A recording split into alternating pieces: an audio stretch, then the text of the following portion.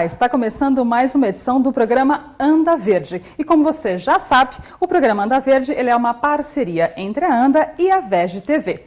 E no programa de hoje a gente recebe o biólogo Sérgio Greife, que vai falar com a gente sobre testes em animais, experimentação e um pouquinho mais aí sobre o assunto. E no segundo bloco a gente estreia o quadro de receitas veganas aqui no Anda Verde. Então você já sabe, não pode perder. O programa de hoje continue com a gente. Bom, então já está aqui do meu lado o Sérgio Greife. Olá, Sérgio, seja bem-vindo ao nosso programa. Obrigada pela sua participação, obrigada por ter vindo. Tá? E assim, a gente vai falar sobre um assunto bem pesado, bem difícil de se tratar, né? Que é a experimentação animal, os testes. Eu queria começar perguntando para você quais são os testes que são realizados ainda hoje, infelizmente, né? Bom, se a gente for pensar em pesquisa biológica, pesquisa médica e pesquisa veterinária, todo tipo de pesquisa, na verdade, praticamente utiliza animais, né? Mas se a gente for pensar proporcionalmente, os testes toxicológicos, a indústria farmacêutica, os testes farmacêuticos são os que mais utilizam animais, mas animais são utilizados, na verdade, em várias outras atividades. Então, se estuda em fisiologia, se utiliza animais, em imunologia, em microbiologia se utiliza animais, em psicologia se utiliza animais. Então, a gama de utilização de animais é muito grande. Muitas vezes animais são utilizados simplesmente para doar tecidos ou órgãos para outras pesquisas. Então, a gama de utilização é muito grande. Na verdade, todos os ramos da biologia, da veterinária, da farmácia utilizam animais ainda, infelizmente. A maior parte dos animais, na verdade, são utilizados para testes toxicológicos. Então, eles são forçados a inalar substâncias, a ingerir substâncias. Substâncias são injetadas na corrente sanguínea deles, né? E aí se utiliza uma população de estudo, vamos dizer, se escolhe 1000 ratos, ou 1000 camundongos, ou 1000 qualquer que seja coelhos, um animal. Coelhos, ferrets, que são aqueles furões, se utiliza gatos, cachorros, se utiliza animais silvestres muitas vezes, se utiliza répteis, né? Não para esses testes, mas para outros, né? Cobras, sapos, rãs, se utiliza porquinhos da Índia. Então, a gama de animais de fazenda se utiliza bastante, mas a gama de animais utilizados é muito grande. Teste Draze, né, onde é pingado no olho do coelhinho, aquele coelhinho albino, se pinga determinada substância, em geral alguma que tenha risco de cair nos nossos olhos, né?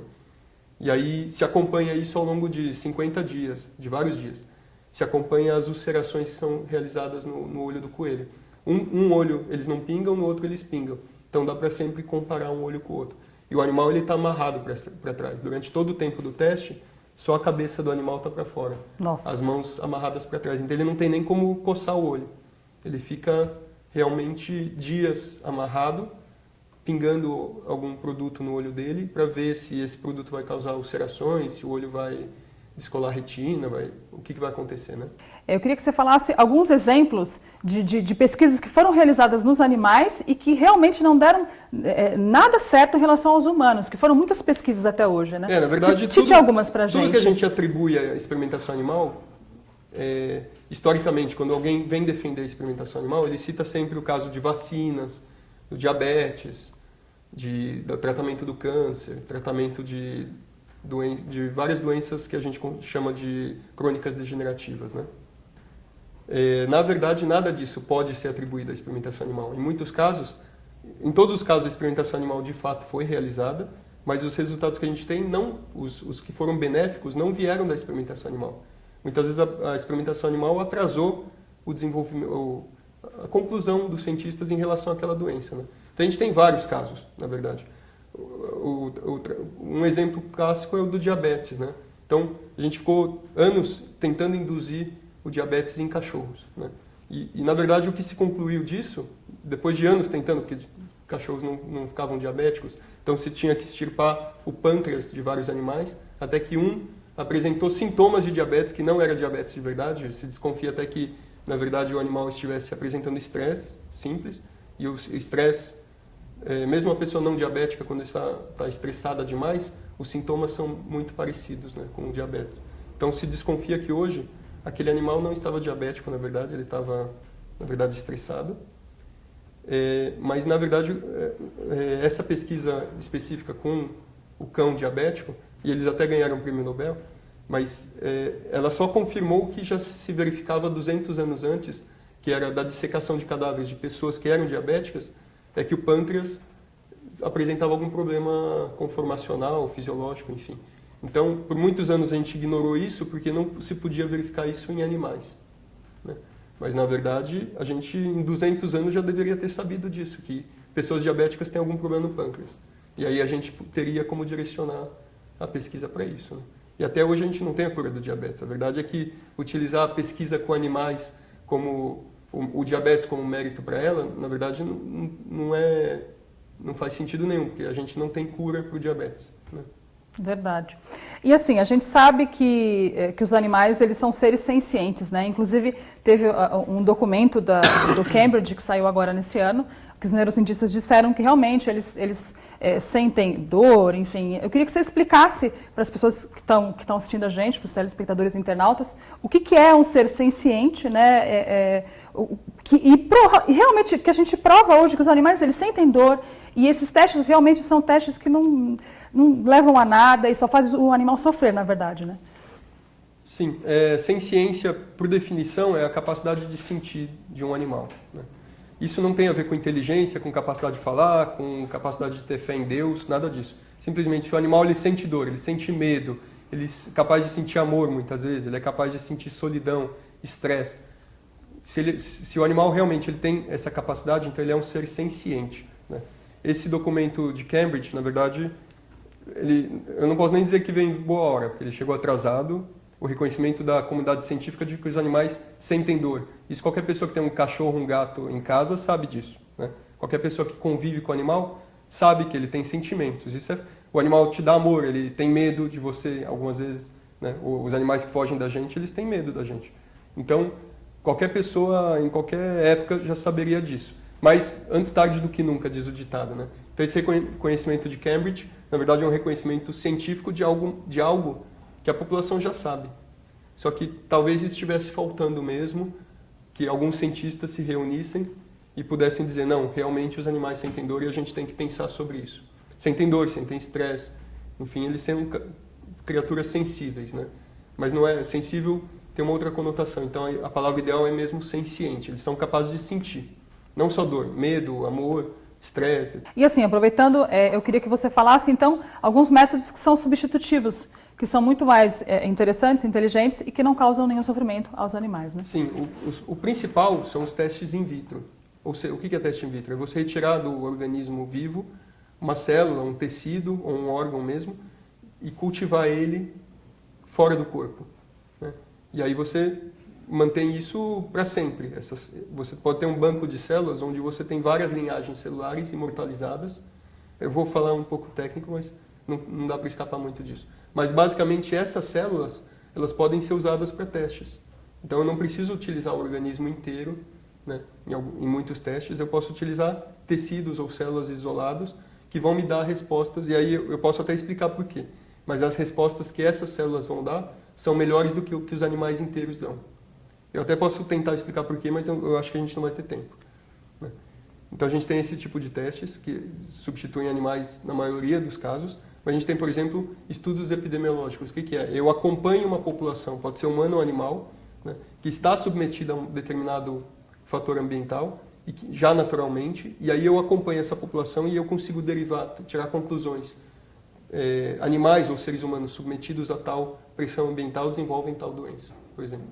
Então esse é um outro método. Outro método, pesquisa clínica. Cada vez que você vai ao médico ou leva teu cachorro ao médico, o médico manipulando o animal ou você, ele tem a possibilidade se ele manter bons registros, ele consegue fazer a ciência evoluir só com base nisso. Então ele consegue, pesquisando o histórico do animal, aplicando determinada droga que é para o benefício do animal, ele não está usando o animal para pesquisa, ele está tentando curá-lo.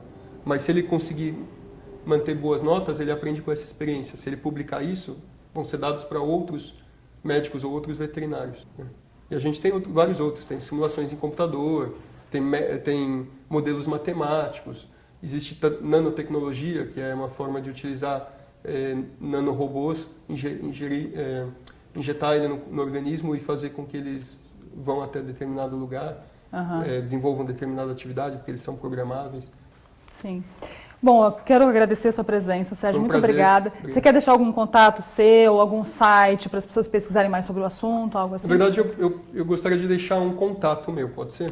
Fica à vontade. É sergio_greif@yahoo.com.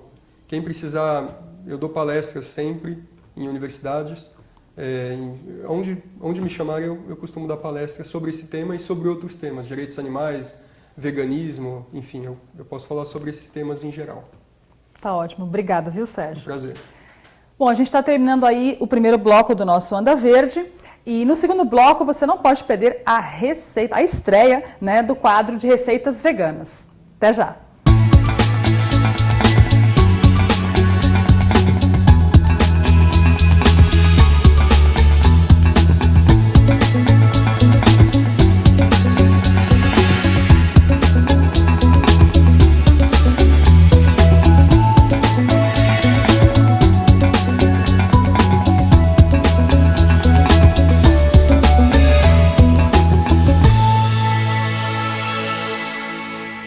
Olá pessoal do Veja TV, meu nome é Inti Mendes, sou chefe de cozinha, especialista em cozinha vegana. Atualmente trabalho no Espaço Súria, é um spa que fica na rua Fabrício Vanpré, número 232, na Vila Mariana.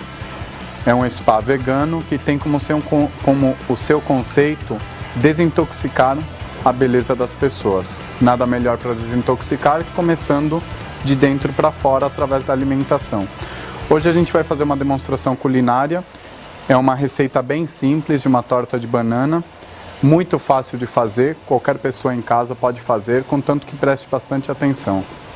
Os ingredientes que a gente vai utilizar para essa receita é 1 xícara de farinha de trigo integral, 1/4 de xícara de maisena, 1/4 de xícara de açúcar cristal orgânica, 1 colherzinha de café de canela, 1/4 de xícara de óleo de coco e 1 colherzinha de chá de fermento. 4 bananas. Então o primeiro passo é caramelizar o açúcar na forma, né? Uma forminha de bolo inglês ou forma de pão mesmo. Então aqui a gente tem meia xícara de açúcar. Deixa ela em fogo até caramelizar. Você vê que o açúcar já começa a pegar a cor de caramelo. Tem que desfazer todos os grãozinhos de açúcar. Tem que mexer constantemente, porque agora é o momento que, se você para de mexer, o açúcar queima. Agora já pode desligar o fogo, que aí ele termina de dar o ponto. O ponto é esse. Tá vendo? Se a gente faz fora da forma, a gente não tem essa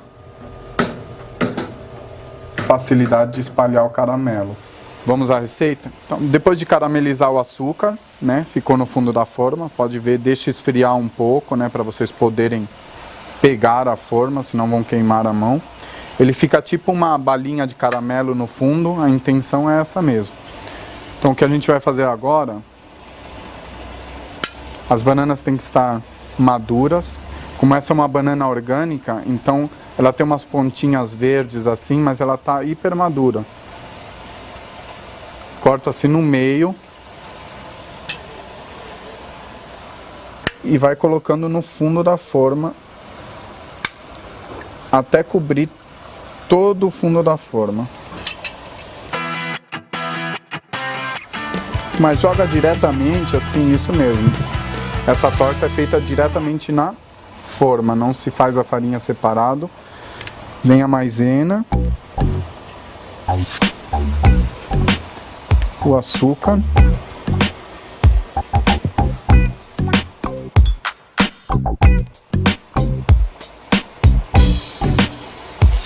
o óleo, a canela e 1 xícara de água. Você vai adicionando água aos poucos. E aí você vai mexendo. Tem que ter bastante paciência, sem pressa. O importante é que você mexa bem, porque fica um pouco de farinha no vão das bananas. Então, se você não mexer bem, o que vai acontecer? Vai ficar ainda uns lugares ainda com a farinha sem estar misturada com os demais ingredientes. Como vocês puderam reparar, a gente não unta a forma, tá? Vai grudar? Não, não vai grudar. Gruda apenas nas laterais, onde está a massa. Mas aquele caramelo que está no fundo faz com que não grude o fundo da forma. Desfaz bem os cantinhos para não sobrar nem um pouco de farinha. A partir do ponto que você coloca o fermento na massa, por que tem que ser posto por último? Quando você coloca o fermento, ele já começa a ter sua ação na massa. E aí, se você põe ele primeiro, o que acontece? Você perde toda aquela ação do fermento. Porque aí você vai ficar mexendo a massa, mexendo, e aí o fermento vai fazendo ação e você vai perdendo. Depois que o fermento já está todo misturado, vai ao forno pré-aquecido, 180 graus, por 30 minutos.